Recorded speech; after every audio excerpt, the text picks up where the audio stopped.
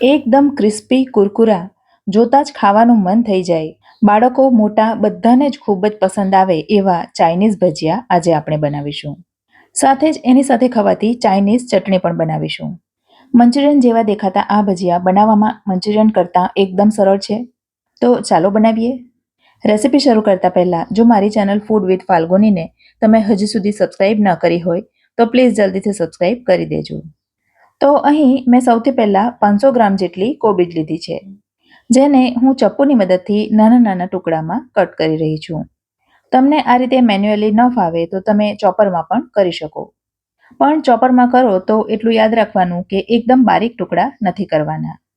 આ પ્રકારના થોડા મોટા ટુકડા રાખવાના. મંચુરિયન માટે આપણે જે ઝીણું ચોપ કરીએ છીએ એવું નથી કરવાનું. તો 450 ગ્રામ જેટલી કોબીજ મેં ચોપ કરી લીધી છે. સલાડ માટે મેં થોડી બચાવીને રાખી છે અને આ ચોપ કરેલી કોબીજને એક મોટા વાસણમાં ટ્રાન્સફર કરી છે. હવે એ જ રીતે ગાજર લઈશું. મેં અહીં 3 ગાજર લીધા છે. તમે તમારી રુચિ પ્રમાણે ગાજરનું પ્રમાણ વધતું ઓછું કરી શકો છો. લારી પર મળતા આ ભજીયા માત્ર કોબીજમાંથી જ બનાવવામાં આવતા હોય છે, પણ આપણે ઘરે બનાવીએ તો થોડું હેલ્ધી બનાવવા માટે મેં અહીં ગાજર પણ ઉમેર્યા છે. કારણ કે ભજીયા તૈયાર થઈ ગયા પછી એમાં ગાજરનો કોઈ સ્વાદ આવતો નથી. અને આ રીતે બધા ગાજર ચોપ થઈ ગયા પછી એને પણ કોબીજ સાથે જ લઈ લઈશું. હવે એ જ રીતે લીધા છે 2 નંગ કેપ્સિકમ. કોઈ પણ ચાઇનીઝ આઇટમ બનાવો તો કેપ્સિકમ વગર તો અધૂરી જ હોય છે. તો પહેલાં કેપ્સિકમના બી કાઢી લઈશું અને ત્યાર પછી એને પણ કોબીજ અને ગાજરની જેમ જ ચોપ કરી લઈશું.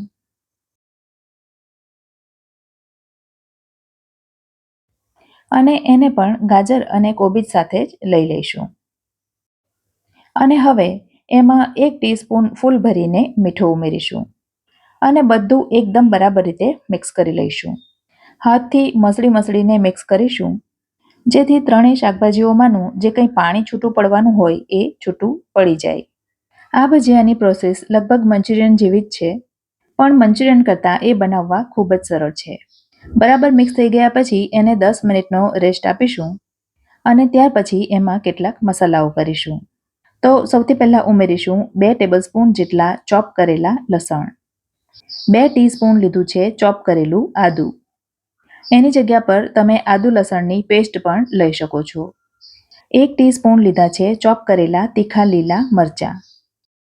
હાફ ટીસ્પૂન લીધો છે કાળા મરીનો પાવડર. જો બાળકો ખાવાના હોય તો એ હિસાબે તીખાશ વધતી ઓછી કરી લેવાની. 1 ટેબલસ્પૂન લીધો છે ગ્રીન ચીલી સોસ. 1 ટીસ્પૂન લીધો છે રેડ ચીલી સોસ. આ સોસીસ તમારી પાસે ન હોય તો તમે સ્કીપ કરી શકો છો. હવે 1 ટીસ્પૂન ઉમેરીશું કાશ્મીરી મરચું. અને ભજીયાનો કલર સારો આવે એના માટે મેં અહીં 1 ટીસ્પૂન જેટલો ફૂડ કલર ઉમેર્યો છે, પણ એ પણ ટોટલી ઓપ્શનલ છે. તમે એના વગર પણ બનાવી શકો. હવે લોટ ઉમેરતા પહેલાં ફરીથી બધું મિક્સ કરી લઈશું અને બરાબર મિક્સ થઈ જાય ત્યાર પછી એમાં લોટ ઉમેરીશું. તો પહેલાં મેં લીધો છે હાફ કપ જેટલો ચોખાનો લોટ. હાફ કપ લીધો છે કોર્નફ્લોર.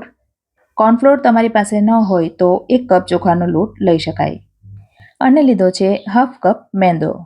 મેંદો ઉમેરવાથી ભજીયાનું બાઇન્ડિંગ સારું આવશે અને સ્વાદ પણ સારો આવશે. તો થોડો મેંદો ઉમેરવાનો. આટલા લોટ ઉમેરીને બધું મિક્સ કરી લઈશું અને જરૂર લાગે તો બીજા લોટ ઉમેરીશું. મને લોટ થોડા ઓછા લાગ્યા તો 2 ટેબલસ્પૂન જેટલા લોટ ફરીથી મેં ઉમેર્યા છે. તો ચોખાનો લોટ, કોર્નફ્લોર અને મેંદો ત્રણેય મેં ફરીથી ઉમેર્યા છે. અને હવે ફરીથી બધું બરાબર રીતે મિક્સ કરી લઈશું. પહેલાં બધું કોરું જ મિક્સ કરીશું. બધું બરાબર મિક્સ થઈ જાય ત્યાર પછી માત્ર જરૂર પૂરતું જ પાણી ઉમેરીશું. તો 2-3 ચમચી જેટલા પાણીનો છંટકાવ કરવાનો અને ફરીથી બધું મિક્સ કરવાનું. થોડું થોડું પાણી મિક્સ કર્યા પછી લોટની કન્સિસ્ટન્સી આ પ્રકારની હોવી જોઈએ. આ તરફ તળવા માટે તેલ ગરમ થવા માટે મૂકી દીધું છે અને એકદમ ગરમ તેલમાં ભજીયાને આપણે તળીશું. હાથ સાફ કરીને મેં આ રીતે પ્લેટમાં ભજીયા તૈયાર કરી દીધા છે, જેથી તેલમાં મૂકતી વખતે સરળતા રહે અને ઝડપથી ભજીયા મૂકી શકાય. ભજીયા જ્યારે તેલમાં મૂકો ત્યારે તેલનું ટેમ્પરેચર સારું એવું ગરમ હોવું જોઈએ અને તેલમાં સમાય એટલા ભજીયા મૂકી દીધા પછી ગેસની આંચ મીડિયમ તરફ કરી દેવાની.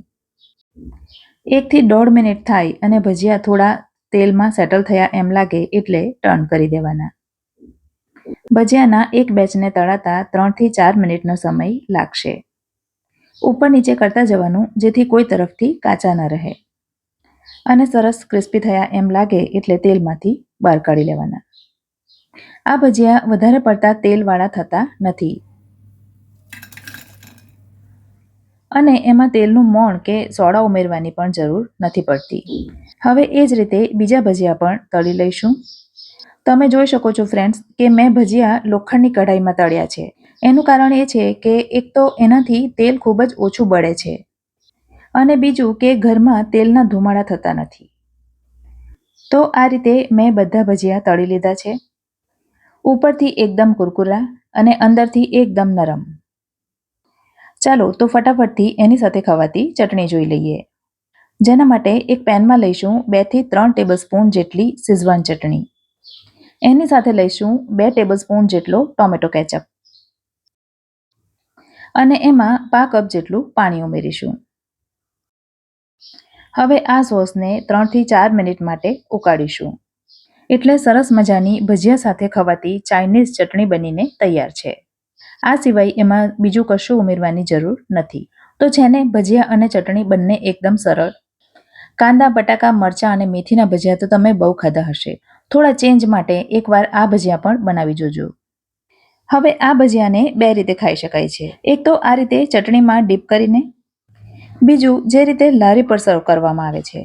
એક પ્લેટમાં ભજીયા મૂકી એના ઉપર ચટણી રેડી દેવાની, ત્યાર પછી એના ઉપર કોબીની કાતરી મૂકી દેવાની અને ઉપરથી કોથમીર ભભરાવી દેવાની. આ સિવાય ઉપરથી તમે તળેલી સેવ પણ નાખી શકો.